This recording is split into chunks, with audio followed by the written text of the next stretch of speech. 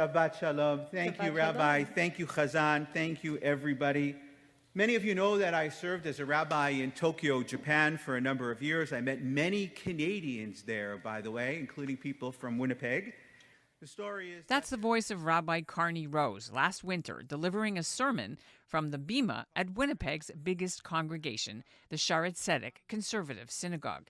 It must have been surreal for him because not only had he celebrated his bar mitzvah there 40 years ago while growing up as one of the children of the prominent rabbinic Rose family, but on this day he was auditioning for the job as head rabbi. Spoiler alert, he got the job after a 30-year career as a globe-trotting rabbi in the United States and in Israel and even Japan. Rabbi Carnie moved back with his wife to his Manitoba hometown and started the job on July 1st. His homecoming has led to lots of nostalgia and reunions, and although he says returning to his childhood city was partly the opportunity to get away from the Trump reality, as he calls it, Rose says he just couldn't pass up the chance to live and work for the first time ever in the same city as his younger brother, Kliel Rose, who's also a rabbi. Rabbi Kliel Rose came back to Winnipeg from his own adventures 7 years ago and leads the city's second largest conservative synagogue, Etz Chayim, where their parents used to run a famous alternative service in the basement during the high holidays. A lot has changed in the decades when the older Rose brother was gone, as he is discovering. Winnipeg's Jewish community was mostly centered on the north side of the Assiniboine River. Now it's based mostly on the south side, with 2 of their 5 children and some of their grandchildren now based back in Winnipeg. The Rose's parents, Rabbi Neal and Carol Rose, who were fixtures of the city's Jewish scene since 1967, decided to follow their kids' moving vans, and this past week they picked up stakes from St. Louis, Missouri, and returned to live in Winnipeg too. As rabbis and leaders, the Rose brothers are decidedly different in style, but both vow they'll be enthusiastic collaborators, not competitors. And they both plan to continue their parents' legacy of promoting interfaith dialogue in a post-October 7th world. And I hope we'll be able to expand it beyond the circle of just us, to other rabbis, to other preachers and teachers and ministers and folks of faith, or those who without faith, who could use a little bit of a perspective of what faith has to say in this day and age during these really tumultuous times.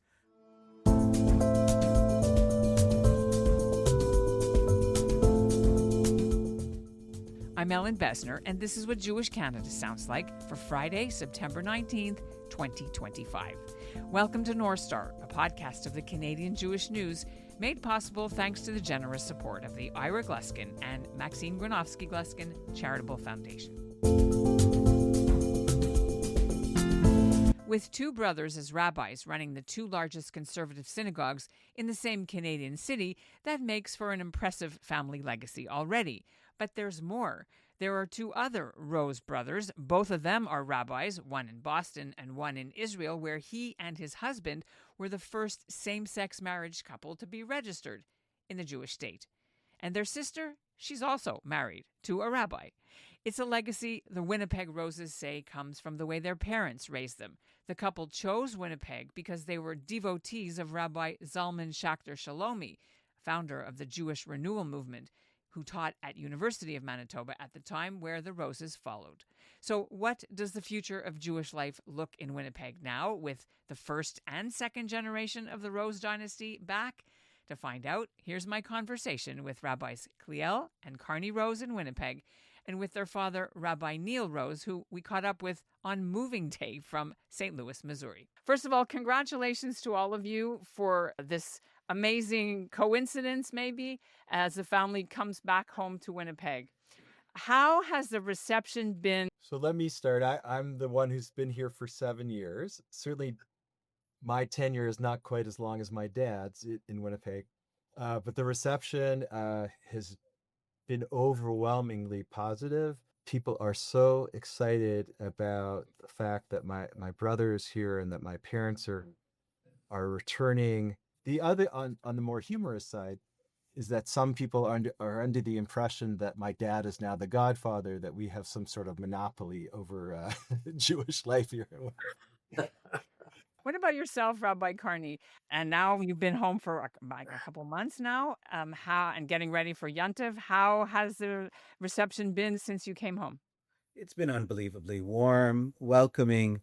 People have been generous of spirit. People have just been really, it's amazing. The only challenge is that people come over and, of course, think that you know them because you maybe knew them 35 years ago. Uh, but we do our best to kind of smile and say, please remind me. In many cases, then there are people I do remember. And people have been so gracious here. And I have to also give kudos to my brother Kliel, who's also been remarkably generous of spirit and open-hearted.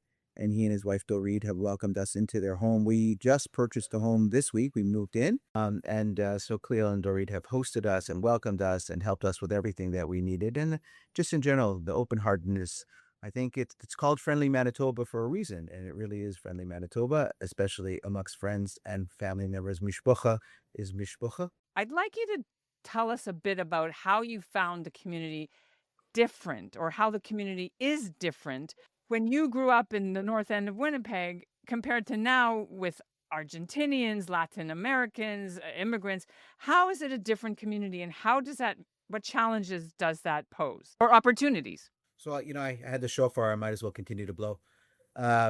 So I will say that what I've noticed is that when we were living here, it was just, the time when the Russians started to arrive, and they were the immigrant population. And clearly there's been a gentrification that's accompanied those who come from the South American populations. And they've added an interesting new flavor and a new energy and a new zest.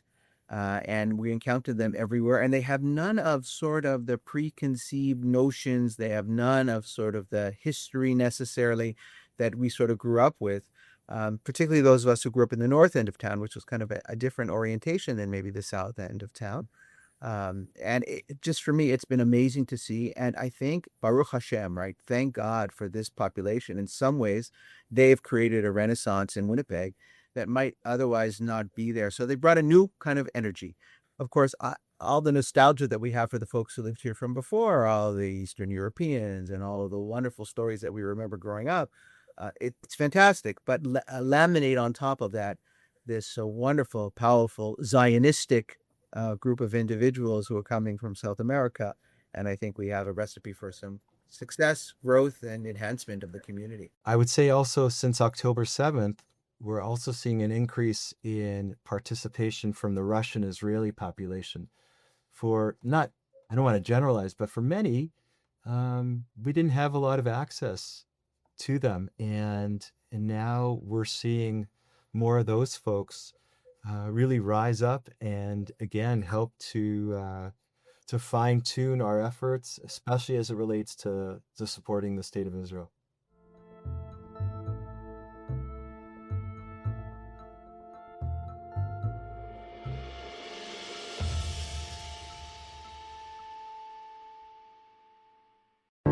Ever since October 7th, 2023, Muslim and Jewish communities in Canada have been torn apart. I've known you for 20 years. You've been at my house for Shabbat supper, I don't know how many times. And for 1 second, you can't put down your friend and just hold my hand? We're fed a constant stream of Jews and Muslims talking at each other, about each other, but rarely do we hear them talking to each other. There was, why are you doing this? What's the benefit of doing this? This podcast aims to do something different. I'm Avi Feingold, a rabbi and a writer with the Canadian Jewish News. I'm Yafa Sakeja, a Canadian-Palestinian entrepreneur and volunteer with the Canadian Friends of Standing Together. We're sitting down with Jews and Muslims, Israelis and Palestinians from coast to coast and across the political divide, having difficult conversations in good faith. We are not the Israeli government. Palestinians are not Hamas. This is the place where we're both supposed to end up, Israeli and Palestinian, Arab and Jewish. Subscribe to In Good Faith, wherever you listen to podcasts. It has to be asked, Rabbi Carnie. I mean, a lot of people who are scholars who moved to Canada and wanted to leave Trumpland came to Canada to teach. Was that part of the reason that you needed to move away and come back to Canada, your politics?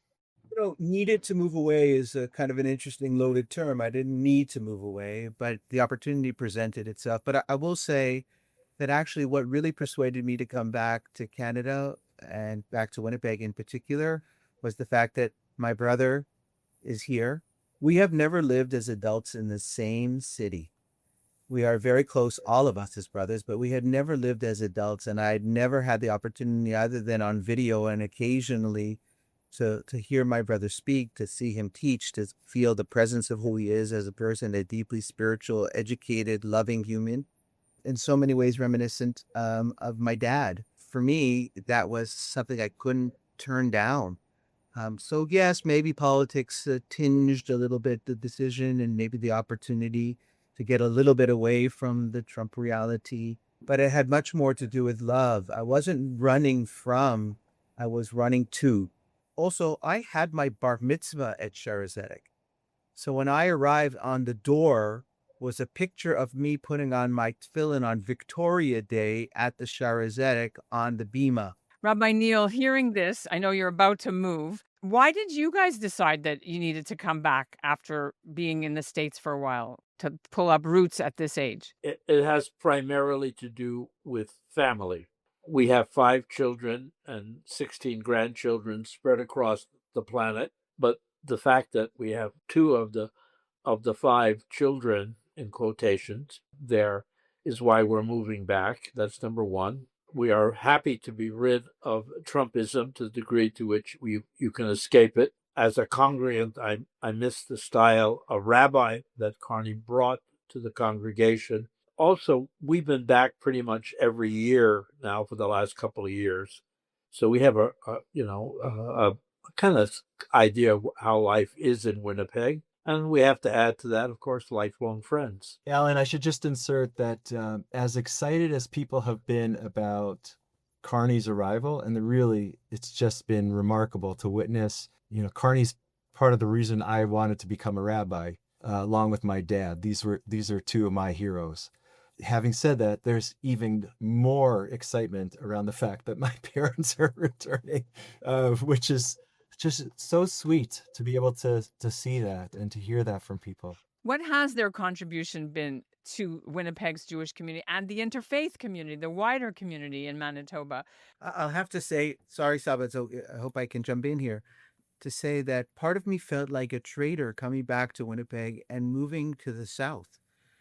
Just in my kishkas, something didn't feel right. Like, I dated girls who lived in the South End, right? But I never would live in the South End. First house that we rented was on Ash Street, right? Grant and Ash. And around the corner, this girl I dated, this friend we had. We kind of went around the neighborhood and walking around. And finally, my wife said to me, "Is there anybody you didn't date on this street?"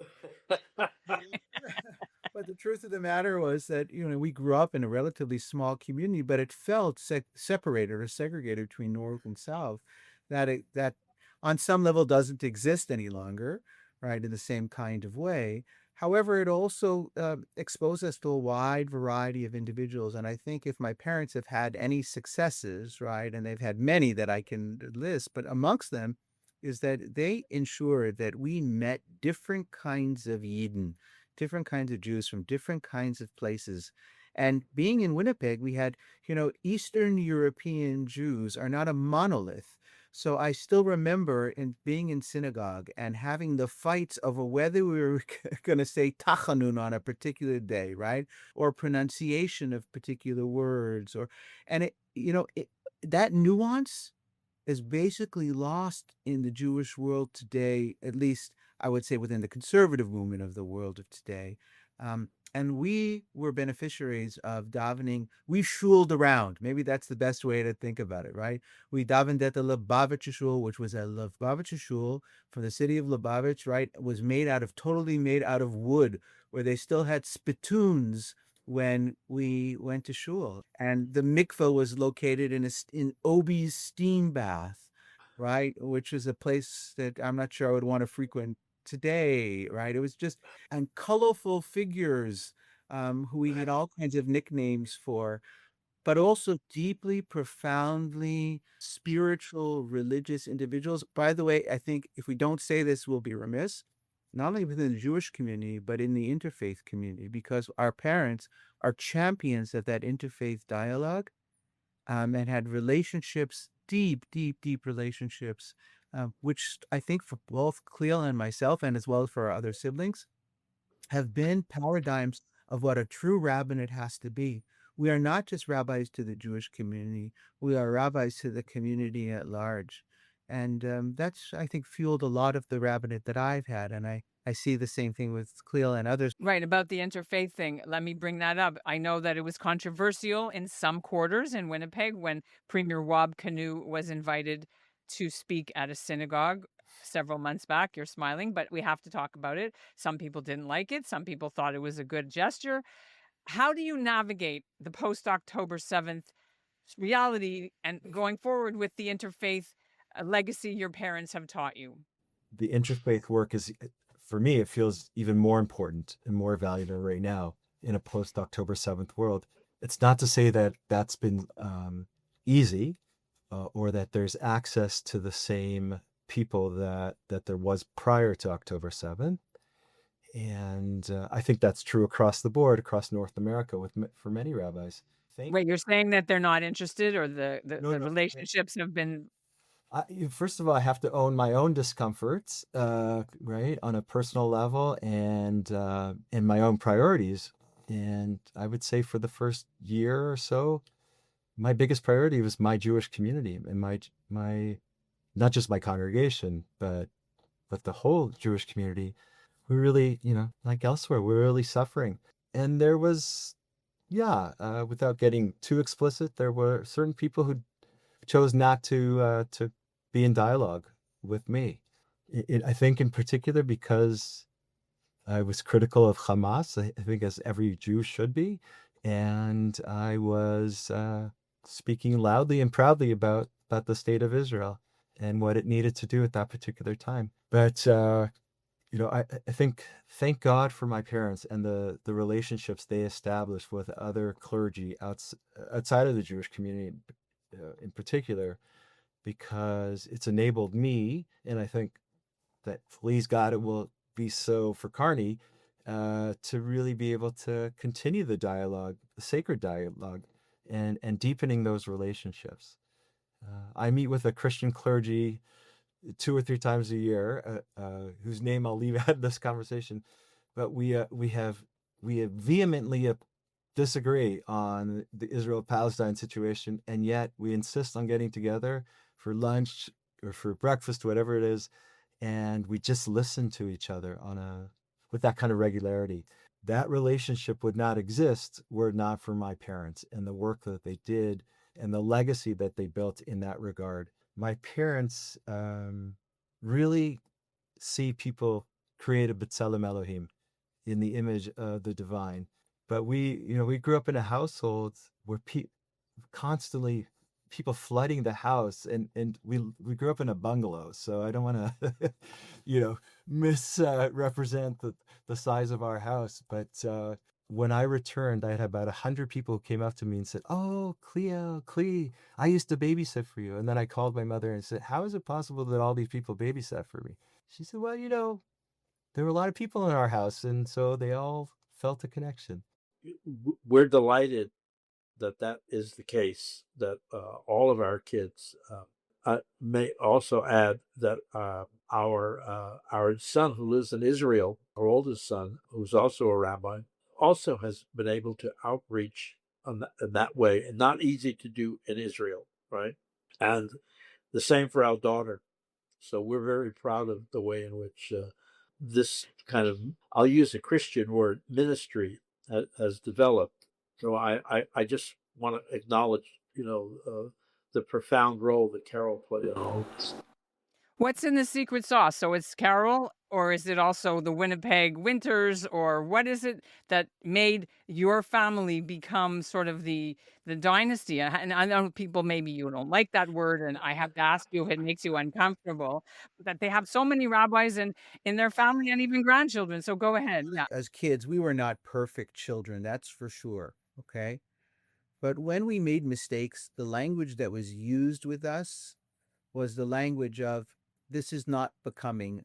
We did not bring you into the world for this." When parents talk to their children in that fashion, you could say, "Oh, it's a heavy," okay? but it is a heavy, and it's the kind of heavy that I think had a tremendous impact on us. In part, you don't want to let down the people who brought you into the world, and you don't want to let go of the agenda items for which they gave their entire life. May my parents continue to have many, many years of the opportunity to have influence, and I think that they will. And in fact, my sense is that having both Kliel and myself in Winnipeg will be more fertile ground for them to do amazing things going forward. Do you see a role for them in your synagogue now, or synagogues?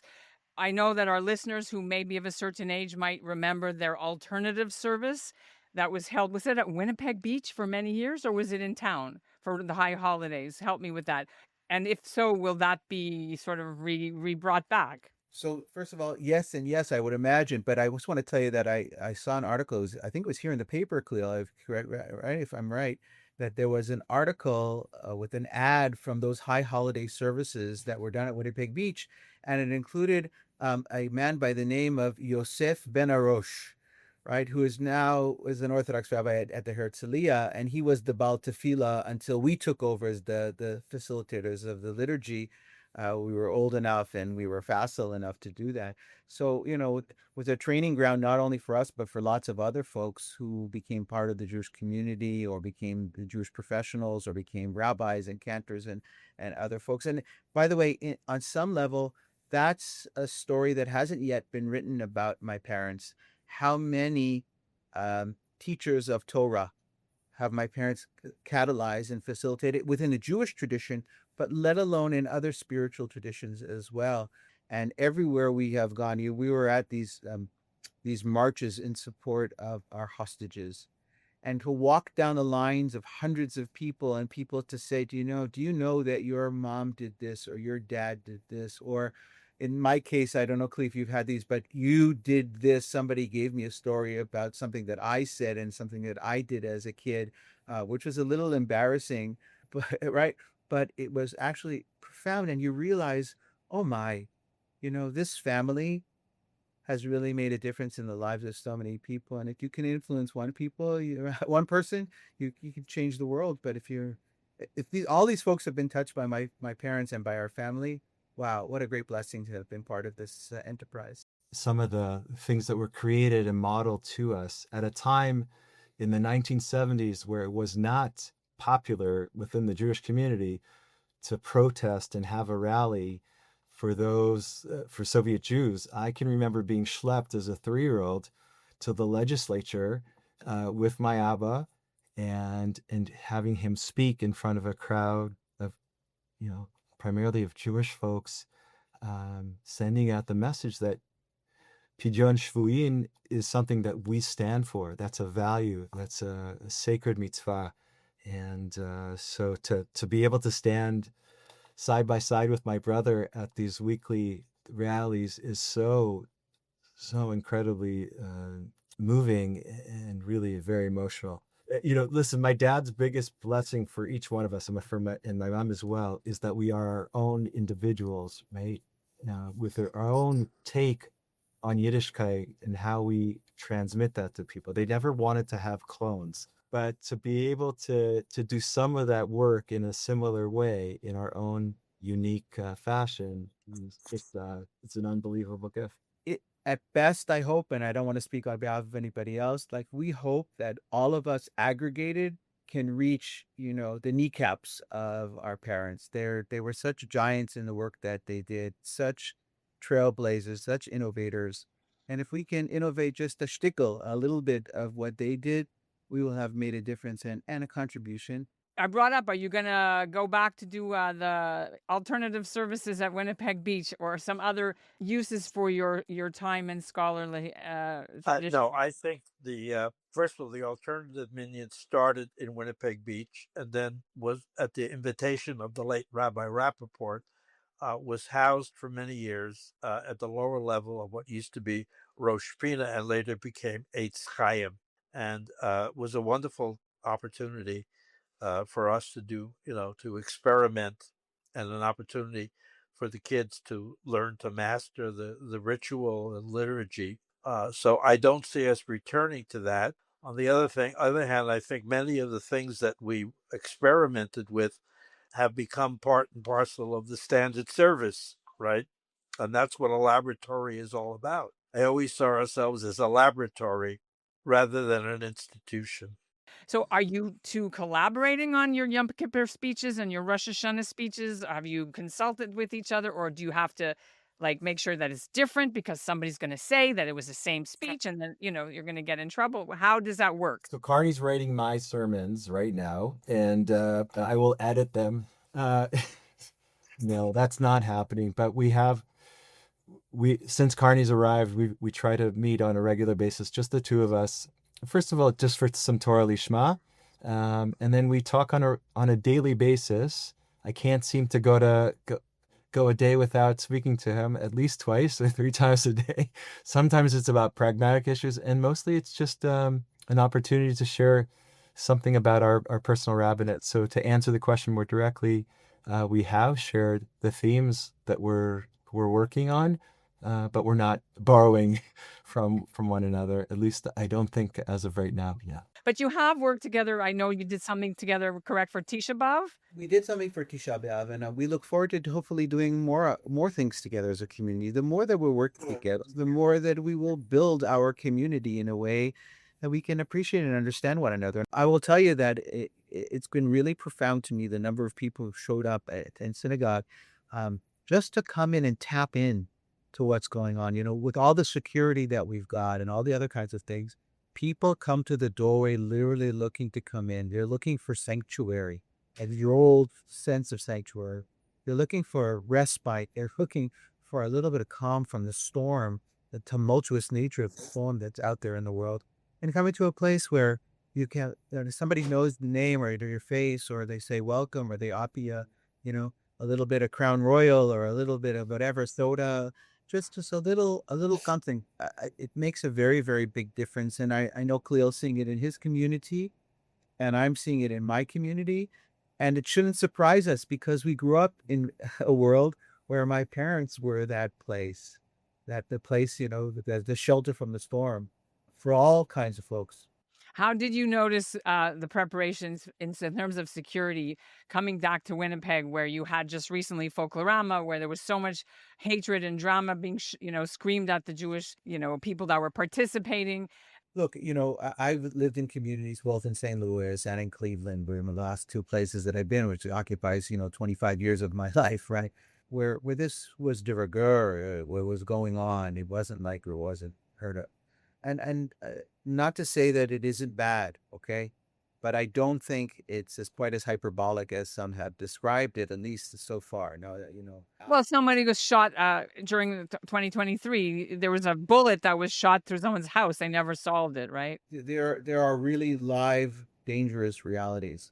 The world is a narrow bridge, right? Rabbi Nachman said, "V'da she'adam tzarich lavor." You have to know that a person has to pass over a narrow bridge. But the most important thing is lo lehitpachet klal.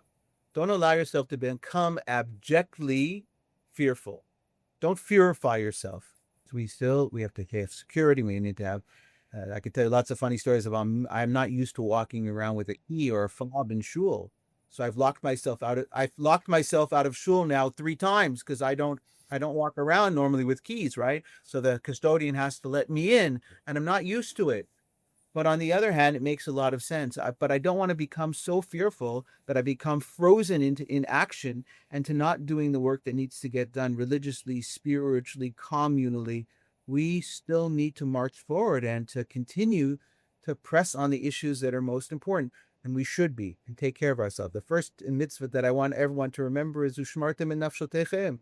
Take care of your neshamas, take care of your bodies, take care of your souls. What supersedes everything for my parents, and for both Carnie and I, is the idea of Ivdu et Hashem b'simcha. We are trying to spread that message deeply and widely to the people that we serve, and I think that is probably the best antidote to the fear that's rising and the anti-Semitism that we're seeing in a more palpable way. I want to be out there and be proud. People said if you walk around with your yarmulke on your head, I said, "Was noch? What else would I do? I won't know anything different than all that." And people are very surprised by that. Have you had instances in Winnipeg already or no of problems?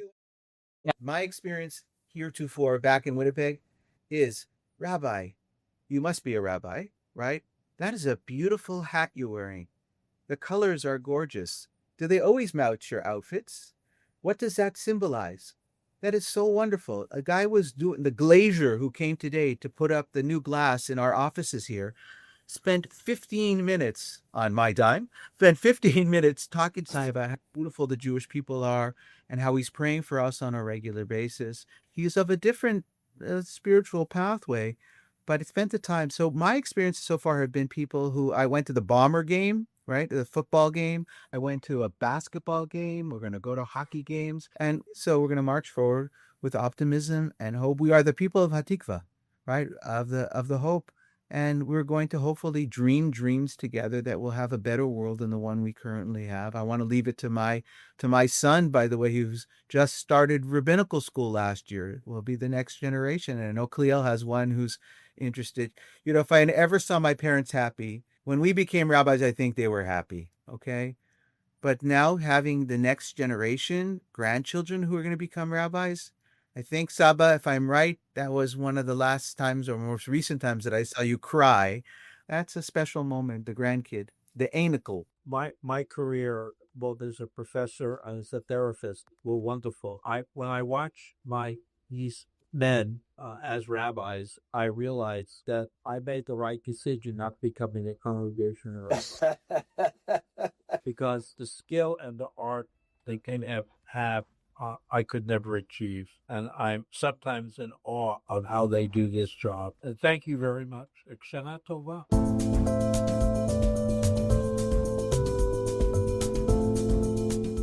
And that's what Jewish Canada sounds like for this episode of North Star, brought to you by the Ira Gluskin and Maxine Gronowski-Gluskin Charitable Foundation. Our show is produced by Andrea Varsany and Zachary Judah Kaufman, with the executive producer, Michael Freeman. And our theme music is by Brett Higgins. Thanks for listening.